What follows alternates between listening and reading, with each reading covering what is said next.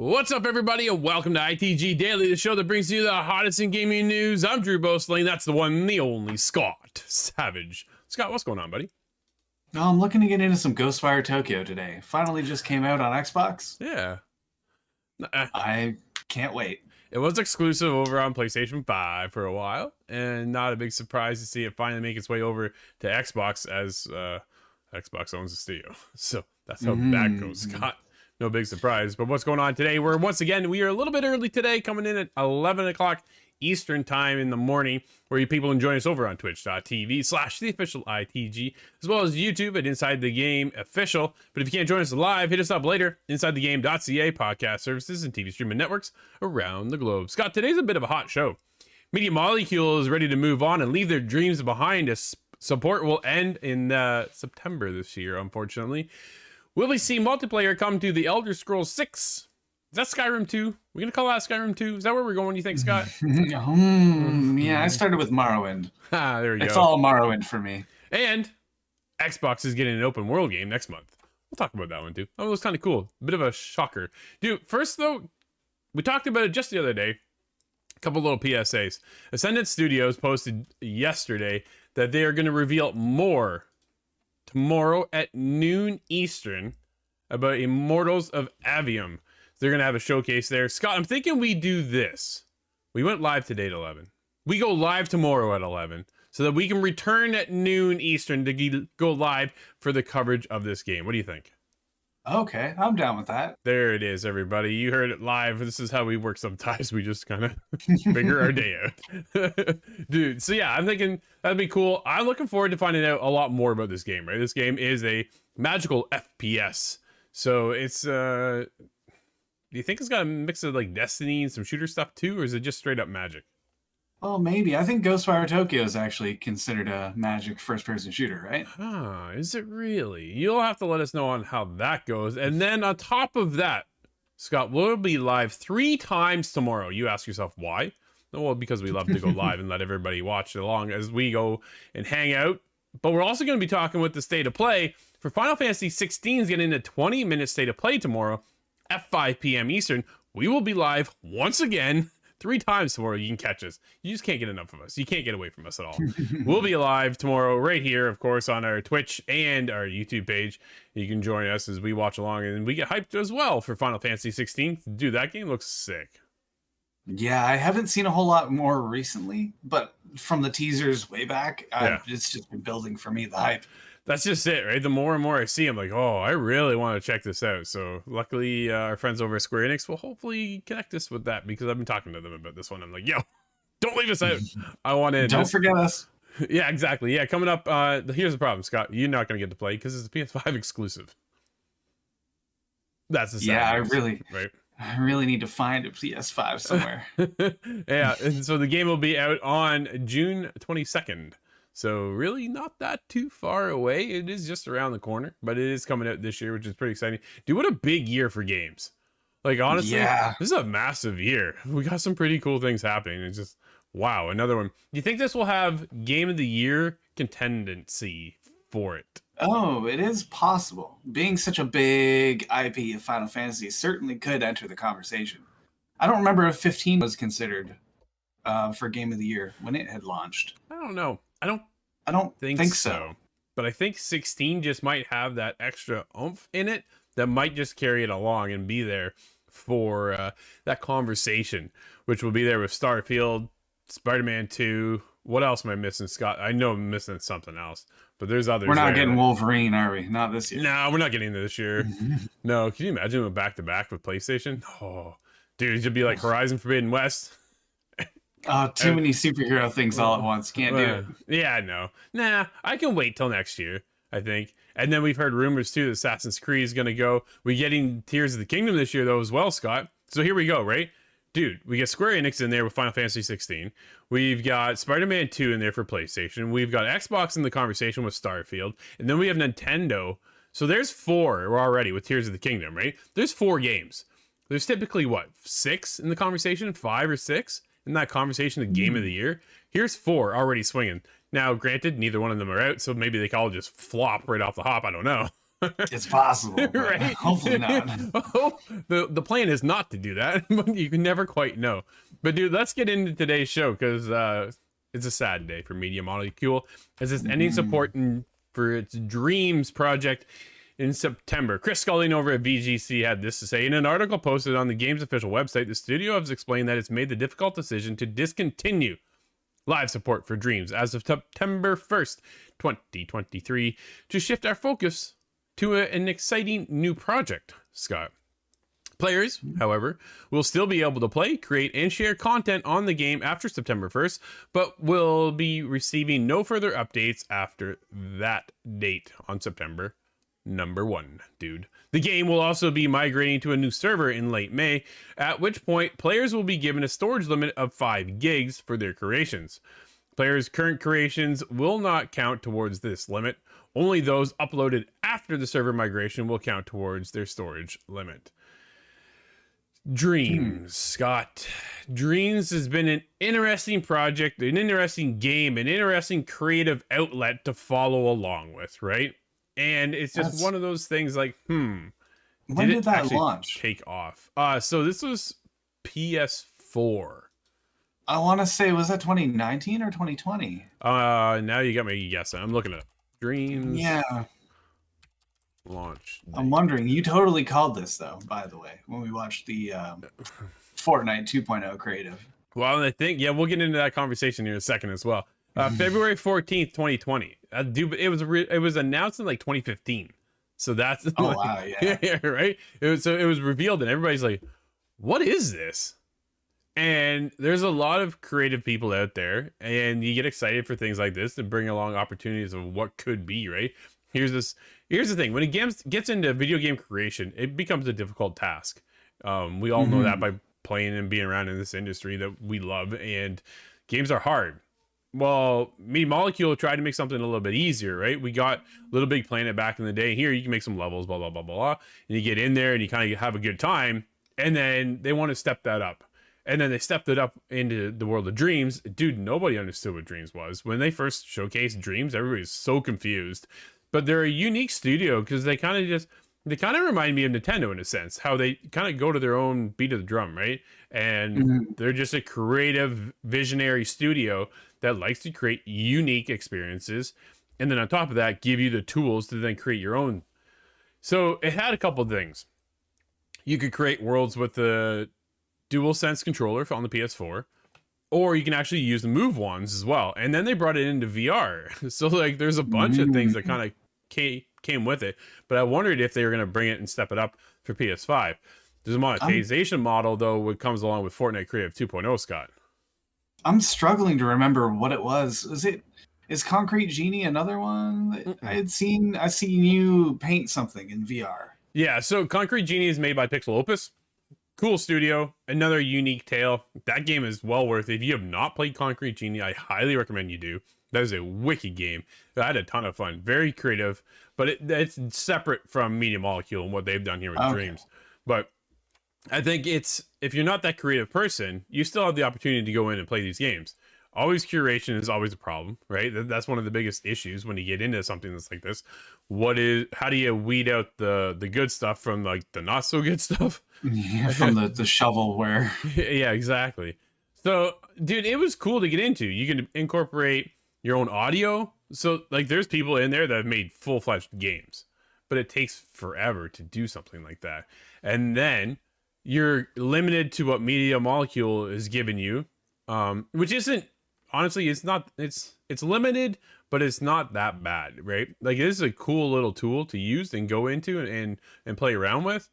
But if you want to create a full-fledged game, now with Epic Games going, here's Fortnite Creative 2.0, dude, that's like, do you think that's where it's kind of hit them on the head and go, we can't compete Yeah. here, right? What are your thoughts, Scott?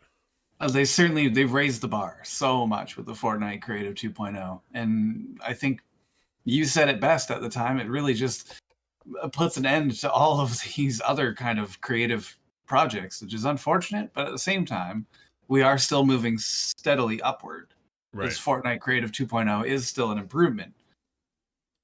So it's not It's necessarily sad, not necessarily negative. no, it's not, right? We have here, quote, Dreams has been a special project for Media Molecule and helping this begrudging, I don't know, this community. Burgeoning. Yeah, that was a weird word, man. Like, that's a weird phrase to put in there. A community of developers, thinkers, creatives, and collaborators and dreamers grow and express themselves and remain one of the best things we've ever done. This is now where I'm kind of going, what are they creating next? Are we Yeah. because they've always had this creative outlet, right?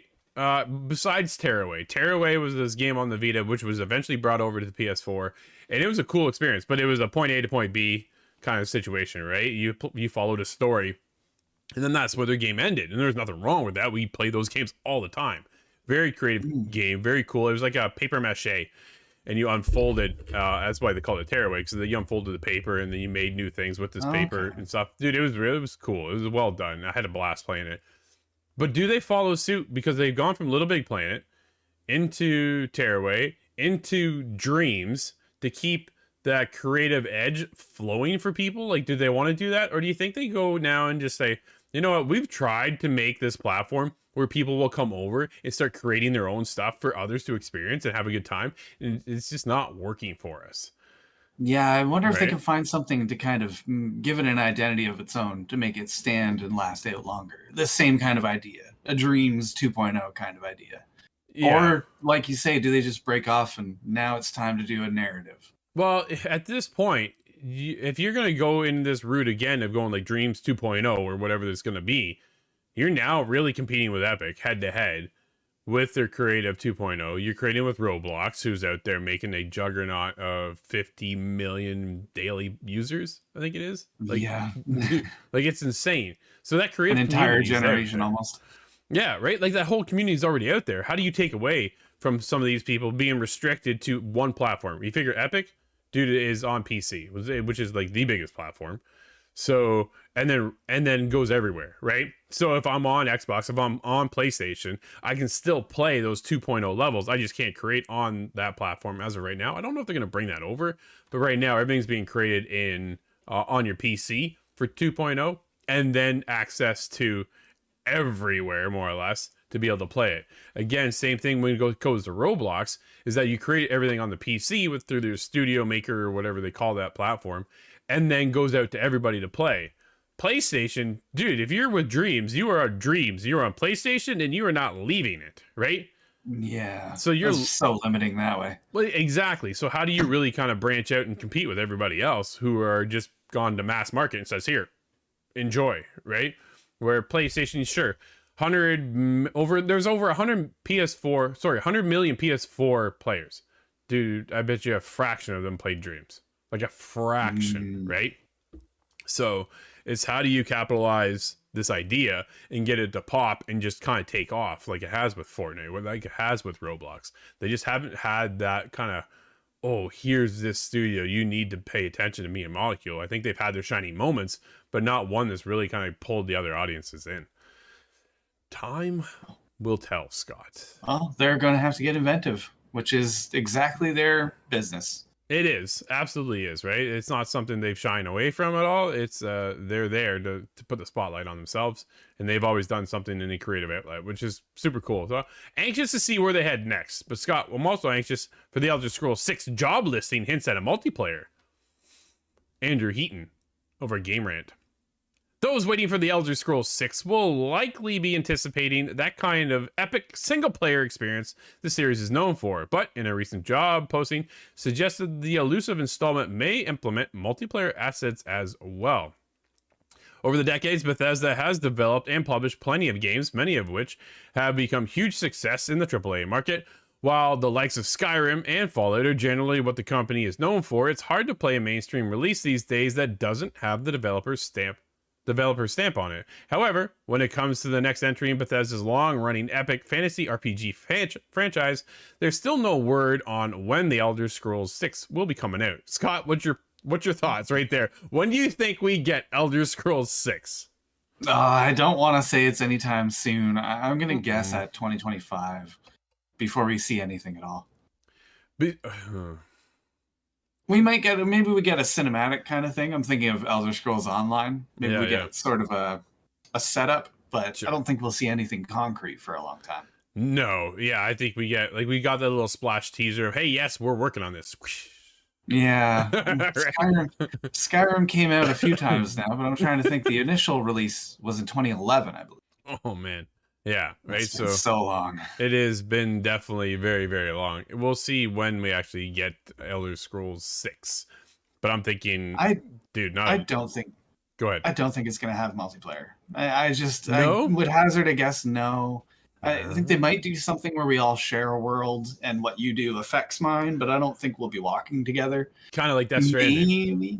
Yeah, just in a similar kind of way, where persistent world perhaps, or something like that. But Elder Scrolls Online is where they're going to throw the majority of their efforts towards, I think. But a ZeniMax job listing suggests that Elder Scrolls 6 could have a multiplayer mode, currently hiring for a number of positions, including associate level designer.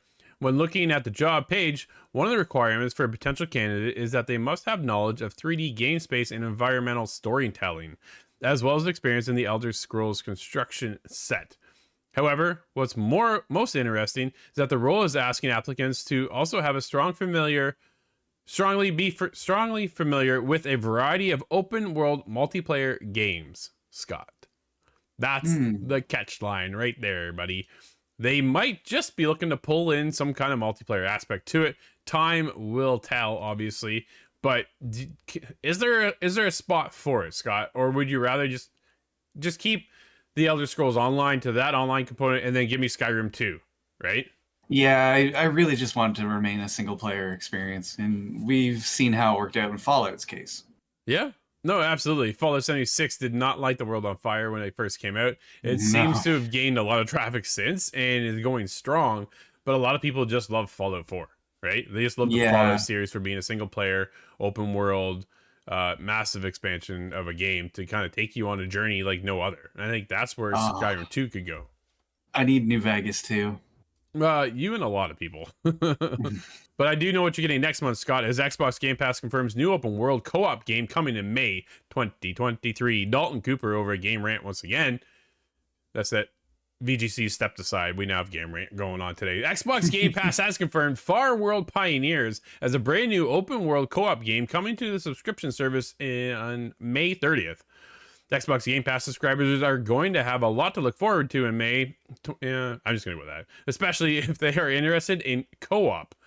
For those unfamiliar with the game, Far World Pioneers is an open world game where players explore alien planets solo or with friends. Players can work together to compete against each other in multiplayer servers that support up to 32 people. Scott, according to its official description, the game lets players recruit AI survivors, build their own colonies, craft items, farm, and more. It uses a 2D perspective instead of a 3D like most open world games do, which could go a long way in helping it stand out among their other open world game market. Dude, what are your thoughts on this one? Because I saw this and I was like, yo, not what I expected whatsoever. No, not exactly. It gives me a little bit of a Terraria feel. And of course, it is two-dimensional. That makes sense. And construction also makes sense. I hope it's a little bit like that, but with some science fiction fantasy, that sounds great. Sounds cool. I'm definitely going to check it out. You know what other game we got to check out is Valheim. Like, speaking of Game Pass, right? Yeah. That's another one. We played it on PC, but now it's on Xbox. And I'm like, I want to get into that. 2D worlds, this pixelated art style. Like, I don't know if it's going to hook me, but the idea of having 32 people in a multiplayer match seems pretty interesting to see how we can survive and who's going to last the longest. Sounds like an ITG I had a lot of fun with 2 and 3 friends on Terraria, so I hope it's just the same. Well, there you go. There's an opportunity for it, right, Scott? You never quite know.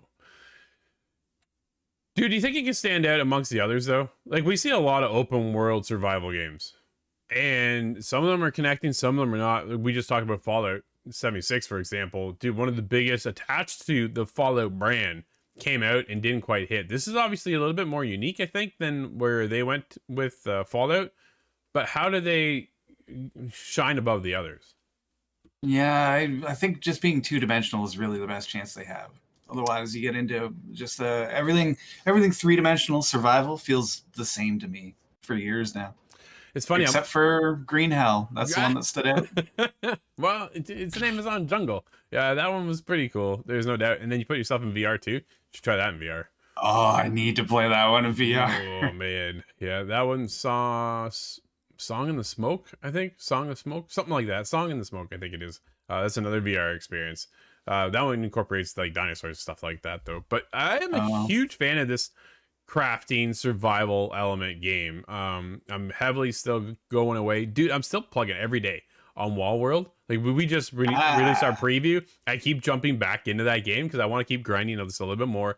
You kind of go out, and it's another 2D, right? It is another one of those survival games. There's this 2D aspect to it. If you haven't checked it out, obviously head to our YouTube channel, head to our website, check that out. It is super cool. It's all on a 2D plane, and you're basically just climbing a wall up and down in your spider bot. It is it's so simplified, but that's what makes it perfect. Yeah, it is. It's just 20-minute increments kind of thing, more or less, because most times I don't make the 20 minutes. Dude, I'm like seconds away from cracking that 20 minutes. I was like, come on, man. Oh, man. And when you do, you're just going to have more questions than answers. Yeah, I broke it once, and I was like, "What is this thing?" And this big alien, whang, and just nailed my spider bot. That was the end. Yep. Yeah, I'm like, oh, that's it. I'm done.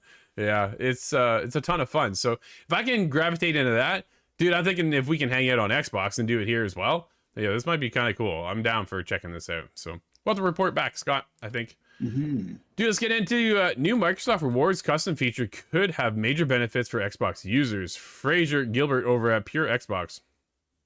Interesting, these Xbox Rewards. It kind of reminds me of PlayStation Stars, which is something that I've really been playing working around with a lot for the last month or two. I've been using it a lot, actually. Yeah? These Xbox Rewards. Yeah. Right. Scott, you take this one. Microsoft Rewards is about to debut an excellent new feature across multiple regions, and it could have major benefits for Xbox users as well. This feature will allow you to set custom redeem amounts for some gift cards. The news was announced by Microsoft's Mikhail Parakin on the weekend, and revealing a look at someone redeeming $46 worth of Amazon gift cards for a custom amount of 48,000 Microsoft reward points, which seems very low, they say. In the replies, Parakin mentioned that the feature is set to be rolled out everywhere, with the team reportedly now trying to do things globally from the get-go. So it looks like we'll be seeing this very soon. The big question is whether the feature will apply to all gift cards or just some. If it is the former, then you won't need to keep waiting until you can afford a $10 or a $15 gift card anymore. You'll be able to just pick up whatever amount you can afford to redeem. Let's hope that is the case, as it would be a huge bonus for the program on Xbox. So if you're not familiar of it, it's you do grind up these points. As the time goes on, you can sum these all up, accrue enough points to buy either a month of Ultimate, Game Pass, Ultimate, PC Game Pass Ultimate, or different kind of rewards. You can get a $10 or a $25 gift card from Xbox. And if you keep up with these little challenges to earn yourself points, you can get one of those every once in a while. It seems now they've added another feature. If you have a Taco Bell gift card, for example, just thinking about what's in my wallet, I could turn that into Xbox money. That's cool. That is kind of neat, right? It's just another option, I think, for gamers to jump on board and plug away at Xbox. And Xbox just kind of keeps some way of looking to loop more and more players in. Obviously, that is their job, but it's kind of cool to see this reward. Man, the 48,000, if that's low for $46, they should check out PlayStation Stars, because that's not even like close. Like the PlayStation Stars thing, dude, it came, it went, and I'm like, I don't even know what's going on. I jump into my app, I'm like, hey, you got a star. I'm like, well, what am I doing with this thing? So hopefully there's a little bit more clarity on what's going on here with Xbox. But dude, we have one game out today, Scott. What do we have? We have Ghostwire Tokyo on the Xbox X and S. You seem pretty excited to finally be able to play this one, Scott. Oh, I am. I really want to get my hands on it. I was very curious when it first launched, and it's only gotten better since, I'm told. Well, nothing wrong with that then. Yeah, definitely. That wasn't for me. I saw it and it came out and I was like, nope, I'm not going to go with this one. You will let somebody else play this one. But yeah, I think that was Steve on our team, wasn't it? I believe it was. Yes, it was. But Scott, just like that, my friend, that's going to wrap up today's show. This has been ITG Daily, the show that brings you the hottest in gaming news. As I said, we'll be back 3 times live tomorrow. So make sure you swing by over on Twitch and YouTube at the official ITG, as well as Inside the Game official on YouTube. But if you can't join us live, hit us up later. InsideTheGame.ca, podcast services, and TV streaming networks around the globe. Until tomorrow, everybody, I'm Drew. That's Scott. We'll see you inside the game.